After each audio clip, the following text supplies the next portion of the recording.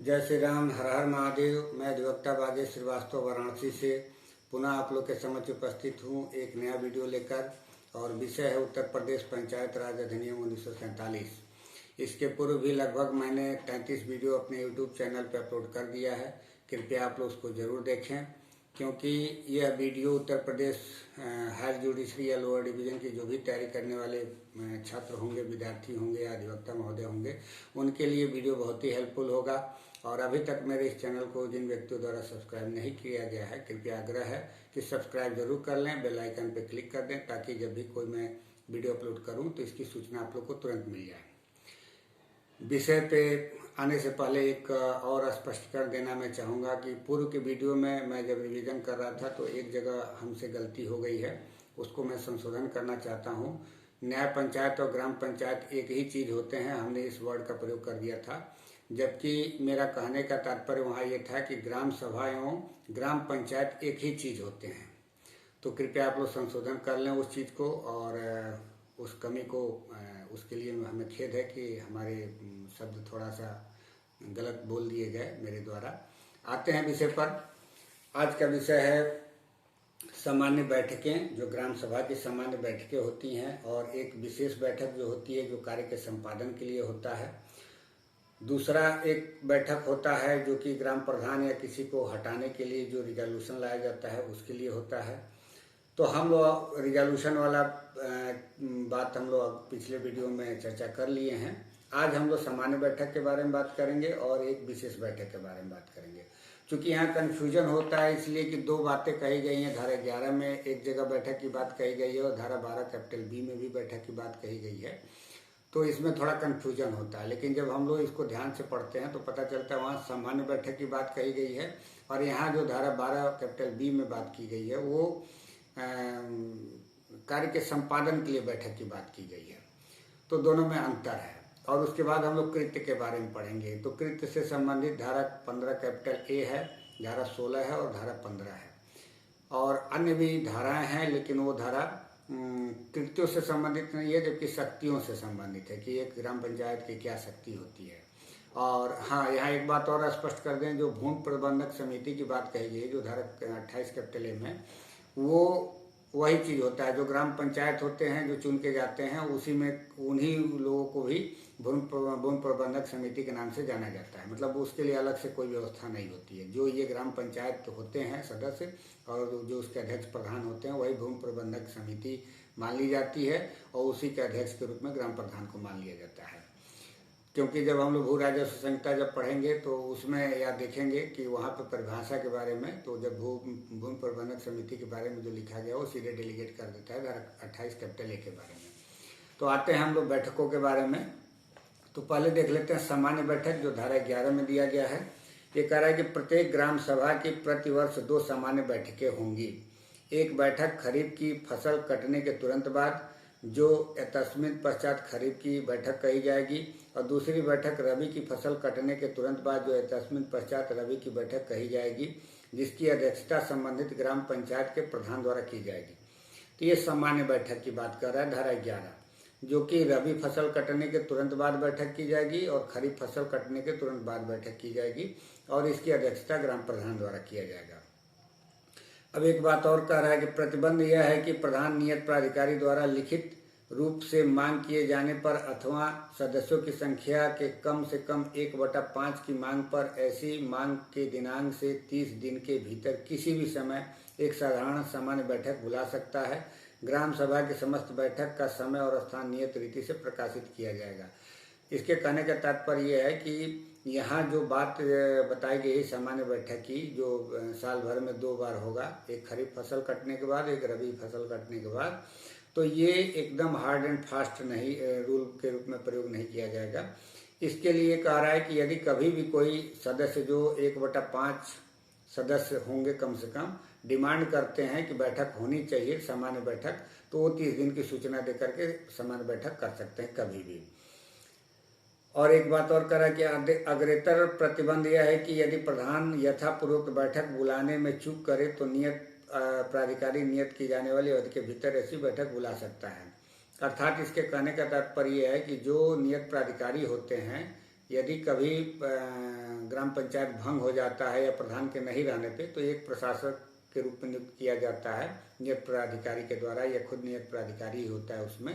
तो यही कह रहा है कि यदि किसी प्रकार की चूक कर रहा है बैठक करने में ग्राम प्रधान, तो वही नियत प्राधिकारी फिर हस्तक्षेप करेगा और कभी भी वो बैठक करा सकता है।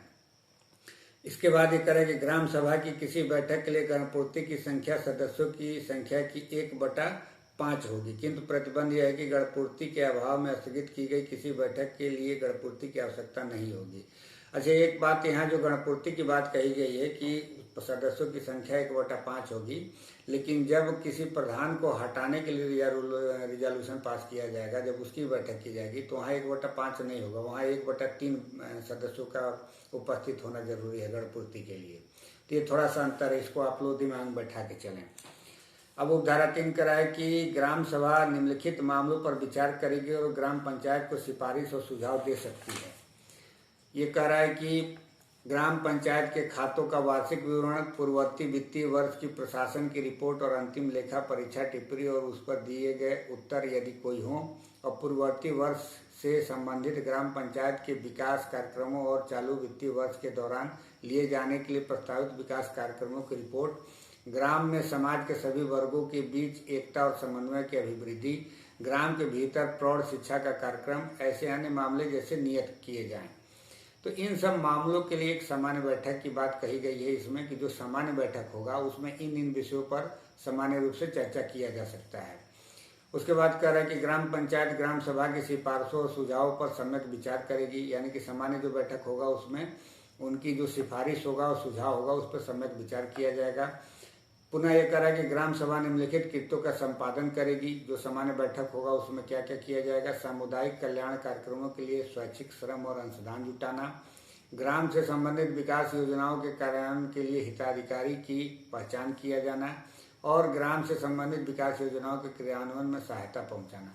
इन सब चीज़ों के लिए एक सामान्य बैठक आहूत किए जाएंगे, जो साल भर में 2 बैठक होंगे, और कभी कभी विषम परिस्थितियों में 30 दिन की सूचना देकर के भी सामान्य बैठक बुलाया जा सकता है। ये धारा 11 का व्याख्या है। अब हम लोग आते हैं धारा 12 कैपिटल बी के बारे में। वहाँ पे जो बैठक की गई है वो कार्य संपादन के लिए जो बैठक की जाती है उसके बारे में कहा गया है। तो इसके बारे में देख लेते हैं कि धारा 12 कैपिटल बी में क्या कहा गया है। ये कह रहा है कि ग्राम पंचायत की बैठकें, कार्य संपादन के लिए ग्राम पंचायत की बैठक सामान्यतः प्रत्येक मास में कम से कम 1 बार होगी, किंतु 2 लगातार बैठकों के बीच 2 मास का अंतर नहीं होगा। अर्थात ये कहने का तात्पर्य है कि हर महीने जो ग्रेगोरियन कैलेंडर जो हम लोग के यहाँ लागू है, उस हर महीने में 1 बैठक की जाएगी, लेकिन जो अंतराल होगा, ऐसा नहीं कि आज 1 तारीख को बैठक हुआ फिर आखिरी दूसरे महीने में 30 तारीख को बैठक हुआ। इसके कहने का तात्पर्य यही है कि प्रति महीने बैठक होगी और उसका ड्यूरेशन 2 महीना का कम से कम नहीं होना चाहिए, मतलब हर महीने होना चाहिए। 15 दिन 20 दिन बाद जो भी हो, दूसरा महीना आता है तो उस दूसरे महीने में बैठक हो जाना चाहिए। और इसमें भी ये कह रहा है कि इमरजेंसी में यदि कोई बैठक बुलाना जरूरी है तो प्रतिबंध यह है कि किसी ग्राम पंचायत की प्रथम बैठक के लिए नियत किया जाने वाला दिनांक उसके संगठन के दिनांक से 30 दिन के भीतर होगा। मतलब जो बैठक पहली बार होगी जब भी नया ग्राम पंचायत का गठन होगा तो उसके 30 दिन के भीतर ही बैठक कर लेना होगा, और दूसरा बैठक जो होगा वो प्रत्येक महीने होगा ही होगा। उपधारा 2 करा कि ग्राम पंचायत की बैठकें ऐसे स्थान और ऐसी रीति से आयोजित की जाएगी जैसे नियत किए जाएं। तो ये एक कार्य संपादन के लिए जो बैठक की गई है ये धारा 12 कैपिटल बी में दिया गया है, और सामान्य बैठकों की जो बात कही गई वो धारा 11 में दी गई है। अब हम लोग कृत्य के बारे में देख लेते हैं कि ग्राम पंचायत कौन से कृत्य कर सकते हैं। तो एक तो धारा 16 में बताया गया है कि कृत्य जो किसी ग्राम पंचायत को समुपदेशित किए जा सकते हैं, मतलब जो राज्य सरकार द्वारा उसको समुपदेशित किया जाएगा उसको वो कृत्य को संपादन करेंगे। तो ये कह रहा है धारा 16 की राज्य सरकार अधिसूचना द्वारा और ऐसी शर्तों के अधीन रहते हुए जैसी उसमें विनिर्दिष्ट की जाए निम्नलिखित में से या सभी कृत्यों को ग्राम पंचायतों को समुपदेशित कर सकती है। अर्थात पंचायत क्षेत्र में स्थित किसी वन की व्यवस्था और अनुरक्षण, पंचायत क्षेत्र के भीतर स्थित सरकार की बंजर भूमि, चारागाह भूमि या खाली पड़ी भूमि की व्यवस्था, किसी कर या भू राजस्व का संग्रह और संबंधित अभिलेखों का अनुरक्षण। इतने मामलों में राज्य सरकार ग्राम पंचायत को असाइन करके भेज सकती है कि आप इन पे आप फंक्शन कर सकते हैं, आपकी कृत्य करने के लिए आपको छूट होगी। तो फिर उसके बाद ग्राम पंचायत इन सब्जेक्ट पे वो अपना फंक्शन प्रयोग करेगा। अब दूसरा एक बात कर रहा है धारा 15 कैपिटल ए में कि योजना का तैयार करना। यदि ग्राम सभा कोई अपना योजना तैयार करना चाहता है तो उसके लिए भी स्वतंत्र है। इसमें कहा गया है कि ग्राम पंचायत प्रतिवर्ष पंचायत क्षेत्र के लिए एक विकास योजना तैयार करेगी और उसे संबंधित क्षेत्र पंचायत को ऐसे दिनांक के पूर्व और ऐसे प्रारूप और रीति से जैसी नियत की जाए प्रेषित करेगी। मतलब योजना बनाने के लिए ये भी सक्षम है, लेकिन ये एक अलग किस्म की योजना नहीं बनाई जाएगी। ये जो धारा 15 में जो बातें कही गई हैं उससे संबंधित इनको योजना बनाना होगा। अब धारा 15 में हम लोग देख लेते हैं तो उसमें लगभग 30 विषय ऐसे दिए गए हैं जिसपे ये धारा 15 क के तहत योजना तैयार करेंगे और उसको प्रेषित करेंगे और उस पर फिर उन्हीं बैठकों में जो अभी हम लोगों ने चर्चा किया धारा 12 कैपिटल बी में कि जो कार्य के संपादन के लिए जो बैठक होगा उसमें इस विषय को रखा जाएगा और इसको सर्वसम्मति से पारित किया जाएगा। अब 30 विषय कौन से हैं उनको हम एक लाइन के रूप में गिन लेते हैं, बाकी ये सब याद करने वाली विषय वस्तु है। पहला है कृषि, जिसके अंतर्गत कृषि विस्तार भी है। दूसरा है भूमि विकास, भूमि सुधार या कार्यान्वयन, चकबंदी और भूमि संरक्षण। तीसरा है लघु सिंचाई, जल व्यवस्था और जल आच्छादन विकास। चौथा है पशुपालन, दुग्ध उद्योग और कुक्कुट पालन से संबंधित। पांचवा है मत्स्य पालन। छठा है सामाजिक और कृषि वानिकी। सातवां है लघु वन उत्पाद से संबंधित। आठवां है लघु उद्योग से संबंधित। नौवां है कुटीर और ग्राम उद्योग से संबंधित। 10वां है ग्रामीण आवास से संबंधित।